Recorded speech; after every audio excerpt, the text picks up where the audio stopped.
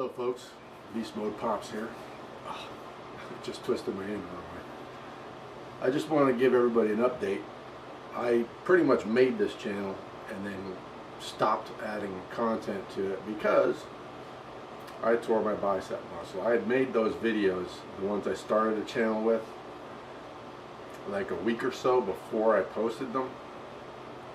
And then like the very next week I tore my bicep muscle. And I was, but I didn't go to the doctor right away. I said, you know, I probably just sprained something. I was going to let it go, and I posted my, made my channel, posted the videos. Well, it didn't get better, so I ended up going to the doctor, got misdiagnosed with tendonitis. That went on for about, I don't know, 2 months before the doctor sent me for an MRI, and it turned out my bicep, the long head, was torn almost completely free from, you know, my forearm. So when this happened at work, I was picking up a big roll. It weighed about 800 pounds. I had to get it up onto the forklift, and all I did was I leaned down with my left arm, and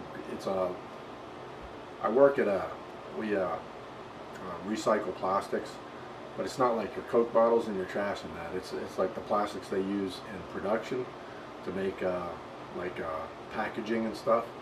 And they do it in these big rolls, and then they cut the little labels and stuff down to size when they get wrapped and all that. Well, there's something wrong with it. You know, like the printing's wrong or whatever. The color didn't work. They ran out of ink, whatever. They recycle the whole roll. And that's what we do. We get all of this stuff, everything from diapers to Coke bottles to, I mean, Coke bottles that never made through production because they had flaws in them, and things like that.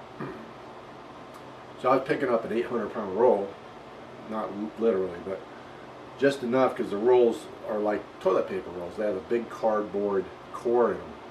It's really thick cardboard. It's not thin, and you know, they have a core in them where they can mount them and, you know, run them off like that when they're doing their manufacturing. So I'd lean down and put, you know, my middle two fingers on my left hand into the cardboard roll, and I was just leaning, and I wasn't going to actually pick it up. I just thought I'd just kind of bend with my knees and kind of lift just enough to take enough weight off so that I could roll it onto the forks so that I could get it up and chop it up and get it ready to run through the extruder. Well, I thought I was being smart about how I did it. Evidently I was being stupid about how I did it, because near as I can tell, what happened is when I picked the roll up, I mean, I was able to actually lift it. That wasn't the problem. What the problem was is when I had my hand like this and I tried to turn the roll onto the forklift, all of that weight put torque on my arm somehow, and that's when my bicep muscle snapped. I felt most of it. I mean, I felt it pop off, but I didn't see nothing. I knew when a bicep muscle tears, it usually rolls up your arm. Well, mine, just a little bit of it remained connected, so the entire bicep muscle didn't roll up. It stayed there with all of it hanging loose except for this tiny little piece. So yeah, it's a workers' comp injury. Well, I just had the surgery on the 28th of last month. I just got the stitches out a few days ago. And here's the video. I'm going to insert the video here of what my arm looks like, you know, underneath this. Okay, hello folks. Here's some footage of my arm. I just got the stitches out a couple of days ago. I gotta be careful about how I hold it. I can't let it go beyond a 90-degree angle. It's just to give you all an idea what's going on with it. You can see all the stitches and that. I have to go put it in a sling. So this is what they call a mechanical cast.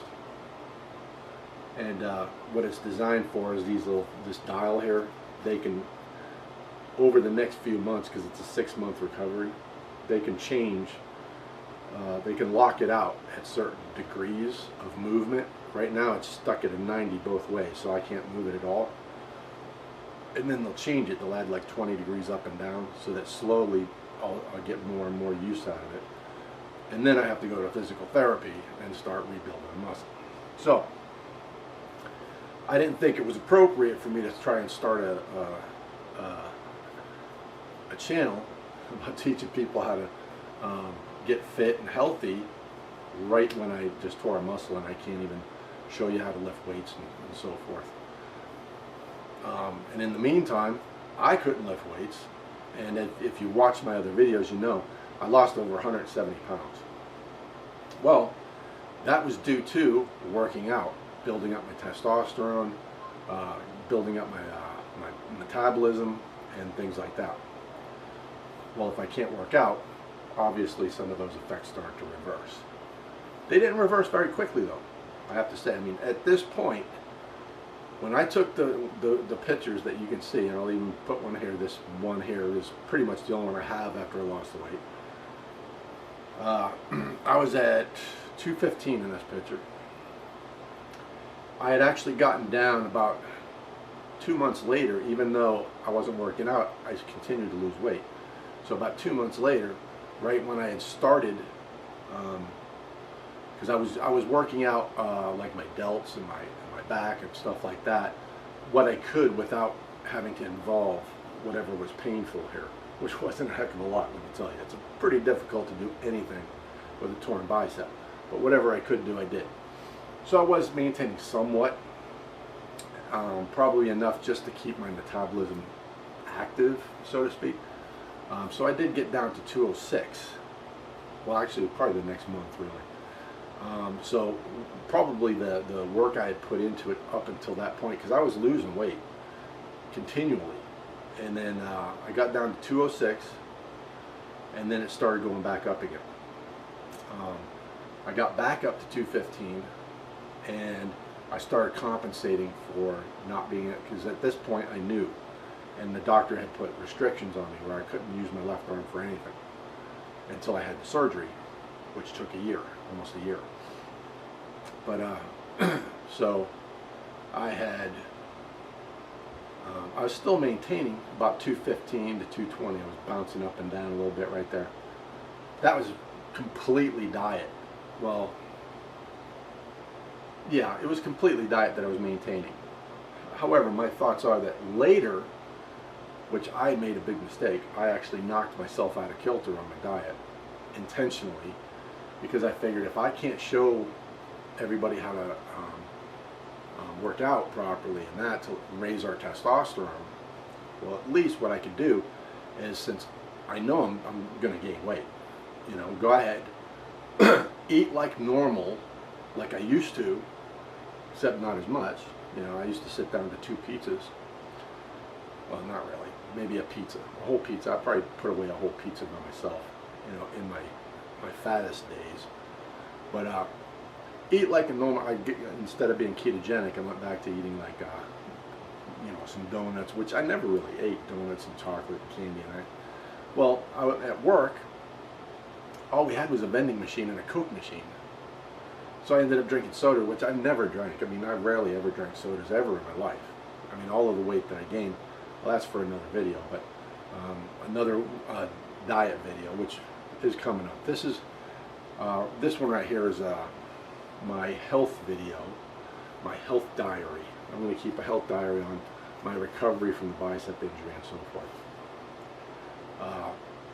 and an update. So this is actually going to be 2 videos in one. But I'm also going to do a diet diary. So I'm going to keep a health diary and a diet diary. And the diet diary is going to be where, and I'm about to explain why I went off my diet, but the diet diary is going to be challenging y'all to lose weight with me. And anyway, I went off my diet, off the ketogenic, not really diet, but way of eating, way of life, lifestyle, whatever. And started eating normal, drinking sodas at work, you know, getting a Snickers bar now and then, eating pizzas, not whole pizzas, but you know, getting pizza, and that kind of thing, to intentionally see Well, I wanted to see, first of all, if I did it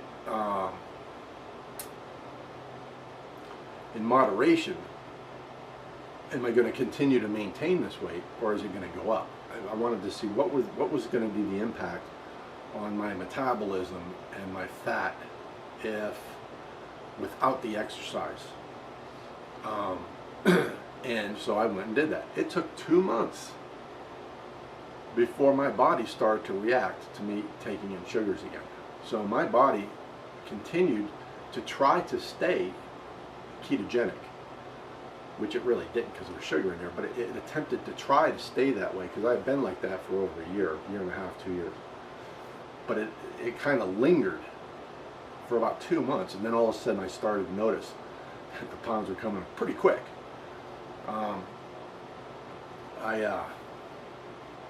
I've gained 10 pounds really fast. After about 2 to 3 months later, all of a sudden I shot from 215 to 225. I mean, like over a couple of weeks, I was amazed. And then, so I said, whoa, I don't want to get quite that far out. So I reeled in the sugars and the carbohydrates. Well, I wasn't going back down. I was kind of maintaining, but I was still creeping up. And then, because I had, now I don't, you know, sugar is evil. Any kind of sugars, carbohydrates, breads, it's all evil because your body will crave it. When you feed that to your body will crave that. And that's what was happening. My body, after I gave it back to it for a couple of months, my body began to crave it now.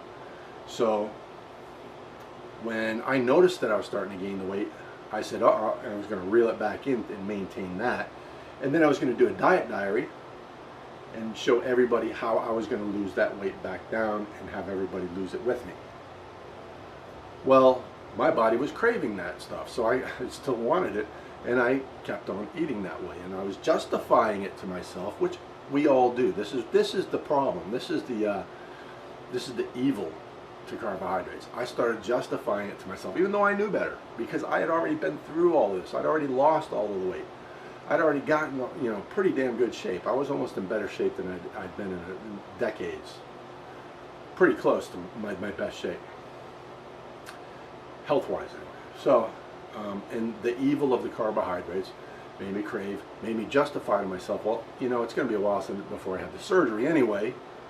I might as well go ahead and get another pizza, you know, that kind of thing. So that went on. Well, basically I've gone up 30 pounds. I've gained 30 pounds in the last, when would that be, about 6 months? So I've gained wait a minute, what is this, April? So it's 4, and, eight months. So I've gained 30 pounds in 8 months. That's not terrible as far as rapid gain goes, but that's a lot of weight. I am definitely, when I went to get my surgery, the doctor who cleared me for surgery, you know, you have to do that before you get surgery, get cleared, said that I was borderline obese because my BMI was 29 and 30 puts you in obese. Which, you know, part of the weight is because I've probably lost some of the muscle, but I still have some of the muscle. So some of it's muscle weight, some of it's fat weight. I am definitely fatter than I was, obviously, you know, 8 months ago. But anyway, so I might as well make this part of the diet diary. I'll probably cut it here, maybe not. That's the update. My health diary, my first health diary entry, and probably my first diet diary entry. Check back later, and there's what the little mechanical cast looks like. I don't know if I showed you a minute ago. And I've already put the video in here showing you how nasty my arm looks without it. And we'll do this together. We'll lose weight together. So like, comment, subscribe, share, and I'll see you in the next video. Thank you.